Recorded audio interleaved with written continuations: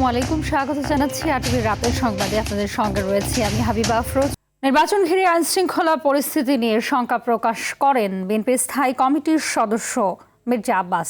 Postal ব্যালটে ধানের শীষ প্রতীক ভাঁজের মাঝে রাখা উদ্দেশ্যমূলক বলেও মন্তব্য করেন তিনি। আর সালাউদ্দিন আহমদ বলেন, স্বাক্ষরিত জুলাই সনদ অক্ষরে অক্ষরে বাস্তবায়ন করবে বিএনপি। ব্যবসাকে সহজ করতে সব ধরনের ব্যবস্থা নেবে বিএনপি বলে জানান স্থায়ী কমিটির আরেক সদস্য আমির খসরু মাহমুদ চৌধুরী। আলাদা অনুষ্ঠানে তারা এসব কথা বলেন। রুদ্র রফিকের রিপোর্ট। ত্রয়োদশ জাতীয় সংসদ নির্বাচনে প্রথমবারের মতো ভোট দেওয়ার সুযোগ পাচ্ছেন প্রবাসী বাংলাদেশিরা। তবে তাদের জন্য পাঠানো পোস্টাল ব্যালটে অসঙ্গতির অভিযোগ বিএনপির। নয়াপল্টনে নেতাকর্মীদের সঙ্গে শুভেচ্ছা বিনিময় করে দলটির স্থায়ী কমিটির সদস্য মির্জা আব্বাস পোস্টাল ব্যালট নিয়ে সমালোচনা করেন। এটা একেবারেই উদ্দেশ্যমূলকভাবে করা হয়েছে, যাতে ব্যালট পেপারটা কনফিউজিং হয়ে যাবে। সিল মারার পরে এটা কনফিউজিং হয়ে যাবে। এটাকে আমি মনে করি নির্বাচন কমিশনের এটাকে ঠিক করা উচিত। নির্বাচন বিধি ভঙ্গ করে কিছু প্রার্থী উস্কানিমূলক বক্তব্য দিচ্ছেন বলেও অভিযোগ তার। আইন শৃঙ্খলা পরিস্থিতি নিয়ে আমি নিজেও খুব শঙ্কিত। আইন শৃঙ্খলা পরিস্থিতিটার যাতে আরও খারাপ হয়, এই জন্য কিছু কিছু প্রার্থী উস্কানিমূলক কথাবার্তা বলছে। আপনি খেয়াল করে দেখবেন যে আমাদের এই আসনের কিছু কিছু প্রার্থী, তাদের যে কাজকর্ম, তাদের কথাবার্তা অত্যন্ত উস্কানিমূলক। এদিকে রাজধানীর ৩০০ ফিটে আইসিসিবি মিলনায়তনে এক অনুষ্ঠানে দলের স্থায়ী কমিটির সদস্য আমির খসরু মাহমুদ চৌধুরী বলেন, বিশ্ব অর্থনীতিতে অংশ নিতে দেশের ব্যবসা খাতে লেভেল প্লেয়িং ফিল্ড তৈরি করতে হবে। অন্যদিকে কক্সবাজারের পেকুয়া আশরাফুল উলুম মাদ্রাসার মাঠে ওলামা মাশায়েখ সম্মেলনে যোগ দিয়ে স্থায়ী কমিটির সদস্য সালাউদ্দিন আহমদ বলেন, ঐকমত্যের ভিত্তিতে স্বাক্ষরিত জুলাই জাতীয় সনদের প্রত্যেকটি প্রস্তাব বাস্তবায়ন করবে বিএনপি।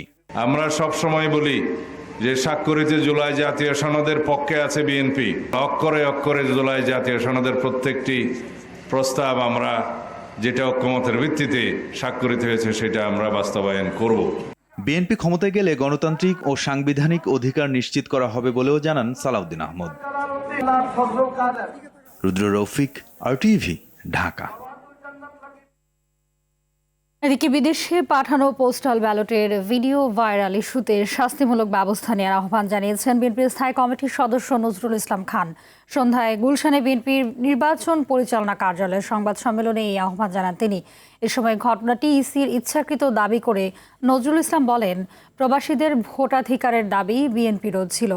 অনেক আসনে পোস্টাল ভোট নিয়ামক হতে পারে, কিন্তু পোস্টাল ব্যালটে প্রথম লাইনে দাঁড়িপাল্লা, শাপলা কলি এবং হাত পাখা প্রতীক রয়েছে, কিন্তু বিএনপিটা মাঝে রয়েছে, যা ভাঁজ পড়লে অস্পষ্ট হয়ে যাবে, তাতে ধানের শীষ দেখা যাবে না।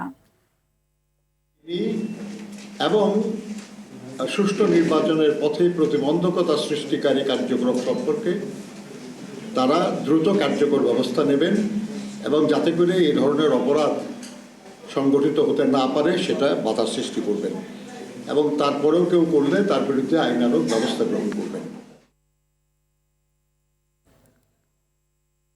গ্যাজেটের ধারাবাহিকতা অনুযায়ী পোস্টাল ব্যালটে প্রতীক ছাপানো হয়েছে বলে জানিয়েছেন নির্বাচন কমিশনের সিনিয়র সচিব আক্তার আহমেদ। প্রতীকের সিরিয়াল নিয়ে বিএনপির অভিযোগ প্রসঙ্গে নির্বাচন ভবনে এ কথা বলেন তিনি। এদিকে বুধবার পঞ্চম দিনের আপিল শুনানিতে ৭৩ জনের আবেদন মঞ্জুর করে নির্বাচন কমিশন, আর নামঞ্জুর করা হয় ১৭টি আপিল। নাজমুল হুদাকে সাথে নিয়ে সর্দার রাজীবের রিপোর্ট। আসন্ন নির্বাচনে রিটার্নিং অফিসারের সিদ্ধান্তের বিরুদ্ধে দায়েরকৃত আপিলের উপর পঞ্চম দিন ১০০টি শুনানি নিষ্পত্তি করেছে নির্বাচন কমিশন। এর মধ্যে ৭৩টি আবেদন মঞ্জুর ও নামঞ্জুর করা হয় ১৭ জনের আবেদন। এছাড়াও অপেক্ষমান রাখা হয় আরও ১০ জনের আবেদন। কুমিল্লা ৬ আসনের বিএনপির প্রার্থী মনিরুল হক চৌধুরীর মনোনয়ন বৈধতার বিরুদ্ধে করা আপিল খারিজ করে কমিশন। তবে এতে সন্তুষ্ট না হয়ে আদালতে যাওয়ার ঘোষণা দেন একই আসনের বিএনপির বিদ্রোহী স্বতন্ত্র প্রার্থী হাজী আমিনুর রশিদ ইয়াসিনের আইনজীবী। রিটার্নিং অফিসার যে সিদ্ধান্ত দিয়েছে তার চেয়ে পরিষ্কারভাবে মাননীয় কমিশন এই বিভ্রান্তমূলক প্রশ্নগুলোর রাজনৈতিক উদ্দেশ্য প্রশ্নগুলোর জবাব দিয়েছেন এবং আমার প্রার্থিতার বৈধতা ঠিক রেখেছেন। নির্বাচন কমিশন সন্তুষ্ট হয়ে ওনার প্রতিদ্বন্দ্বী একজন স্বতন্ত্র প্রার্থীর আপিল নামঞ্জুর করেছেন।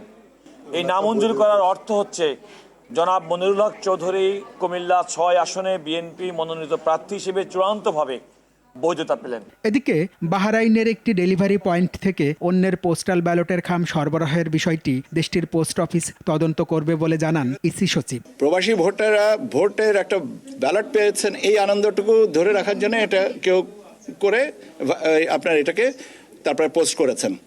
যেটা হয়েছে যে আপনারা খেয়াল করে দেখবেন যে এখানে কোনো ইনভেলপ খোলা হয়েছে এরকম কোনো কিছু নাই, এবং এটা তাৎক্ষণিকভাবে বাহরাইন পোস্টকে বলা হয়েছে যে এটা তো তাদের কাছে করা হয়নি, এবং আমাদের যিনি সম্মানিত রাষ্ট্রদূত আছেন তিনি এই বিষয়টা দেখছেন। নির্বাচনী আচরণবিধি লঙ্ঘন করায় বাংলাদেশ খেলাফত মজলিস মনোনীত ঢাকা 13 আসনের প্রার্থী মামুনুল হককে শোকজ করেছে কমিশন।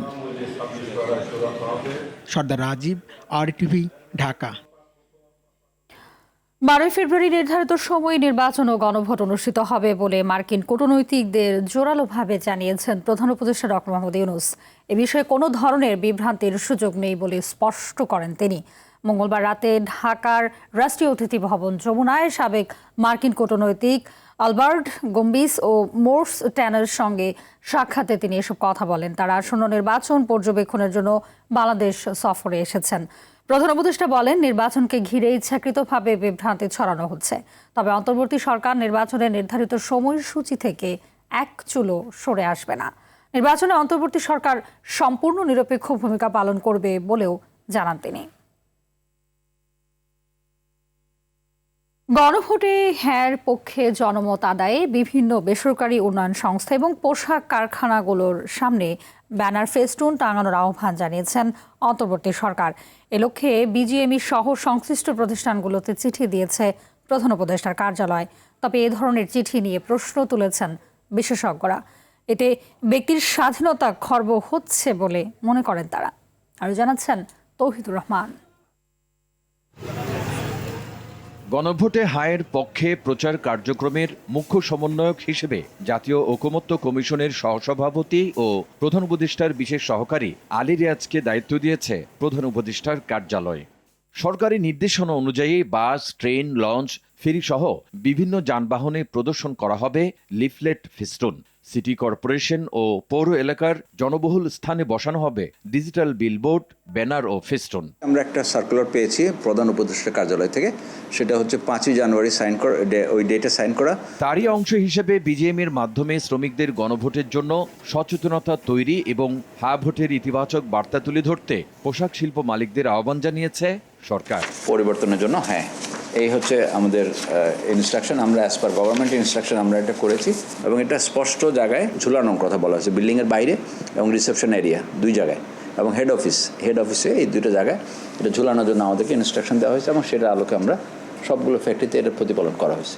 গণভোটের পক্ষে সচেতনতা তৈরিকে ইতিবাচক বললেও হ্যাঁ ভোটের পক্ষে সরকারের চিঠির সমালোচনা করেছেন সিপিডির এই গবেষণা পরিচালক। গণভোট সংক্রান্ত বিষয়গুলোকে প্রচার চালানো, অর্থাৎ গণভোট একটি হচ্ছে সেটা জনগণকে জানানোর বিষয়টি, সেটা সরকারি উদ্যোগে হতে পারে, কিন্তু গণভোটে হ্যাঁ ভোট দেওয়া বা না ভোট না দেওয়া এই ধরনের বিষয়গুলো খুবই অযৌক্তিক, এবং এই ধরনের ক্ষেত্রগুলোকে যদি কাউকে চাপ দেওয়া হয় এবং সেটি আসলে প্রকারান্তরে তার সিদ্ধান্ত গ্রহণ প্রক্রিয়াকে বাধাগ্রস্ত করে। তবে রাজধানী সহ বিভিন্ন পোশাক কারখানায় গণভোট নিয়ে এখনও তেমন কোনো পোস্টার ব্যানার দেখা যায়নি। তৌহিদুর রহমান, RTV, ঢাকা। জামায়াতে ইসলামের আমির ডাক্তার শফিকুর রহমানের সাথে সৌজন্য সাক্ষাৎ করেছেন মার্কিন শিক্ষাবিদ ডক্টর গর্ডন কিংগেন সমিট এর নেতৃত্বে বাংলাদেশ খ্রিস্টান সম্প্রদায়ের 10 সদস্যের প্রতিনিধি দল। সন্ধ্যায় রাজধানীতে দলটির কেন্দ্রীয় কার্যালয়ে বৈঠকে ধর্মীয় সম্প্রীতি, সংখ্যালঘুদের অধিকার, পারস্পরিক সহাবস্থান ও সামাজিক শান্তি বজায় রাখার বিভিন্ন দিক নিয়ে আলোচনা হয় বলে জানান সহকারী সেক্রেটারি জেনারেল অ্যাডভোকেট এহসানুল মাহবুব জুবায়ের। 11 দলের জোট নিয়ে কোনো সমস্যা নেই উল্লেখ করে তিনি বলেন, আলোচনার মাধ্যমে সব বিষয় সমাধানের চেষ্টা চলছে। আশ্বাসগুলো দিয়েছেন সেটাই আমি একটু আওয়ামী শাসনামলে 104 জনকে গুম করে হত্যার অভিযোগে মানবতা বিরোধী অপরাধের মামলায় সাবেক সেনা কর্মকর্তা জিয়াউল হাসানের বিরুদ্ধে বিচার শুরুর আদেশ দিয়েছে আন্তর্জাতিক অপরাধ ট্রাইব্যুনাল। চিফ প্রসিকিউটর জানান, গুমকে কালচারে পরিণত করেছিলেন সাবেক এই র্যাব কর্মকর্তা, যার তথ্য উপাত্ত ট্রাইব্যুনালের হাতে রয়েছে। অবশ্য অভিযোগ মিথ্যা ও ভিত্তিহীন দাবি করে জিয়াউল হাসানের আইনজীবী GM মাহমুদের রিপোর্ট।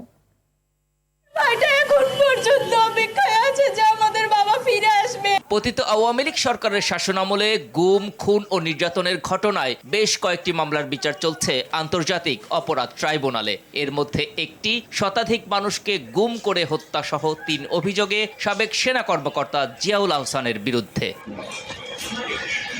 মামলার অভিযোগ তদন্ত ও শুনানির পর বুধবার আনুষ্ঠানিক বিচার শুরুর আদেশ দিয়েছে বিচারপতি গোলাম মর্তুজা মজুমদারের নেতৃত্বাধীন ট্রাইব্যুনাল 1। এ প্রসঙ্গে চিফ প্রসিকিউটর বলেন, দেশে গুম, খুন ও দমন পীড়নের মাস্টার মাইন্ড ছিলেন জিয়াউল আহসান। এই ভিকটিমদেরকে ট্রলারে তুলে নিয়ে গিয়ে হাত পা এবং চোখ বেঁধে নিয়ে গুলি করে হত্যার পরে নাড়ি ভুড়ি কেটে ফেলে দিয়ে সাথে ইটের ব্লক এবং সিমেন্ট বেঁধে দিয়ে সাগরে ডুবিয়ে দেওয়া, এই পুরো অপারেশনটার নাম ছিল গেস্টাপো অপারেশন। এরকম শত শত অপারেশন এই আসামি করেছেন। তবে এসব অভিযোগ অস্বীকার করেন জিয়াউল আহসানের আইনজীবী। উনি যদি দোষী হতেন, ওনার যদি গিলটি থাকতো ওনার মনে, তাহলে উনি পালিয়ে যেতেন। প্রসিকিউশন যে ডকুমেন্টস দিয়েছে সেই ডকুমেন্টস দিয়ে আমি প্রমাণ করে দিব যেগুলো মিথ্যা। মামলার সূচনা বক্তব্য উপস্থাপন ও সাক্ষ্য গ্রহণ শুরু হবে 8 ফেব্রুয়ারি। অন্যদিকে ট্রাইব্যুনাল 2-এ গণঅভ্যুত্থানের প্রথম শহীদ আবু সাইদ হত্যা মামলার সাক্ষ্য গ্রহণ পর্ব শেষ হয়। পরে হয় সাভারের আশুলিয়ায় 6 মরদেহ পোড়ানো সহ 7 জনকে হত্যা মামলায় সাফাই সাক্ষ্য গ্রহণ। এই আর্গুমেন্টের পরেই এই মামলা রায়ের জন্য নির্ধারিত। GM মাহমুদ, RTV, ঢাকা। বিএনপি চেয়ারম্যান তারেক রহমানের সঙ্গে সৌজন্য সাক্ষাৎ করেছেন 12 দলীয় জোটের নেতারা। বিকেলে গুলশানে বিএনপি চেয়ারপারসনের রাজনৈতিক কার্যালয়ে এই সাক্ষাৎ অনুষ্ঠিত হয়। এ সময় পারস্পরিক সহযোগিতার বিষয় নিয়ে আলোচনা করেন তারা। এতে উপস্থিত ছিলেন বিএনপির স্থায়ী কমিটির সদস্য নজরুল ইসলাম খান, জামায়াতে ওলামায়ে ইসলাম বাংলাদেশের মহাসচিব মুফতি গোলাম মহিউদ্দিন ইকরাম ও ইসলামী ঐক্যজোটের মহাসচিব মাওলানা আব্দুল করিম সহ শীর্ষ নেতারা। এদিকে তারেক রহমানকে নিয়ে নিজের আঁকা কার্টুন উপহার দিয়েছেন কার্টুনিস্ট উদয়। সন্ধ্যায় গুলশানের রাজনৈতিক কার্যালয়ে গিয়ে বিএনপি চেয়ারম্যানের হাতে উপহারটি তুলে দেন তিনি। গেল অর্থবছরে প্রায় 800 কোটি টাকা আয় করা বাংলাদেশ শিপিং কর্পোরেশনকে লাভ ধরে রাখার আহ্বান জানিয়েছেন প্রধান উপদেষ্টা ডক্টর মোহাম্মদ ইউনূস। দুপুরে রাষ্ট্রীয় অতিথি ভবন যমুনায় এক চেক হস্তান্তর অনুষ্ঠানে তিনি বলেন, যেভাবে লাভজনক প্রতিষ্ঠান হিসেবে দাঁড়িয়েছে বিএসসি তা ধরে রাখতে হবে, যাতে বহরে নতুন নতুন জাহাজ যুক্ত হয়। এ সময় বিএসসির 6টি জাহাজ কেনার জন্য নেয়ার ঋণ পরিশোধ এবং 2024-25 অর্থ বছরে ঘোষিত লভ্যাংশ বাবদ সরকারের পাওনা হিসেবে 203 কোটি 47 লাখ টাকার চেক প্রদান উপদেষ্টার হাতে তুলে দেওয়া হয়। এদিকে টেকসই ব্লু ইকোনমি গড়ে তুলতে মৎস্য সামুদ্রিক খাতে সহযোগিতা বাড়াতে মহেশখালী ইন্টিগ্রেটেড ডেভেলপমেন্ট অথরিটি মিডা জাপানের খ্যাতনামা সাসাকাওয়া পিস ফাউন্ডেশনের সঙ্গে একটি সমঝোতা স্বাক্ষর করা হয়। বিকেলে রাষ্ট্রীয় অতিথি ভবন যমুনায় স্বাক্ষর অনুষ্ঠানে প্রধান উপদেষ্টা উপস্থিত ছিলেন।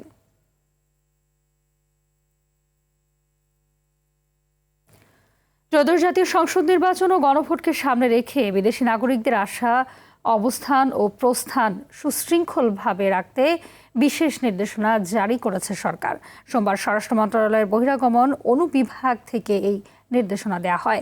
নির্দেশনায় বলা হয়, বিদ্যমান ভিসা নীতিমালা ও প্রয়োজনীয় কাগজপত্র যাচাই করে বিদেশে অবস্থিত বাংলাদেশ মিশন থেকে ভিসা প্রদান করতে হবে।